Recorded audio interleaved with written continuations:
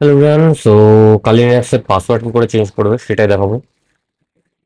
তো ডাইরেক্ট যেটা টার্মিনাল আছে, টার্মিনালটাকে ওপেন করে নাও কালি লিনাক্সের ভিতরে ফার্স্টে।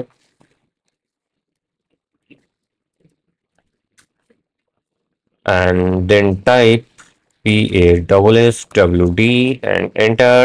অ্যান্ড তোমাদের কারেন্ট যেটা পাসওয়ার্ড আছে সেটাকে এন্টার করবে।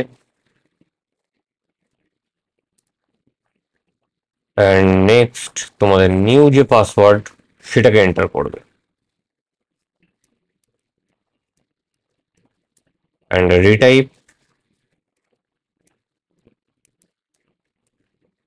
ওকে, তো চেঞ্জ। তো এখানে যখন আমি টাইপ করছিলাম তখন কোনো কিছু দেখাচ্ছিল না, কারণ কালি লিনাক্স বলো বা অন্যান্য লিনাক্স যেগুলো রয়েছে ডিস্ট্রো, সেখানে যাই টাইপ করো টার্মিনালের ভেতরে মানে পাসওয়ার্ডের বিষয়ে সেটা শো করে না।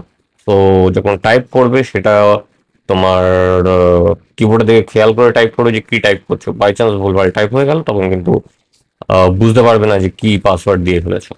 তো টাটা।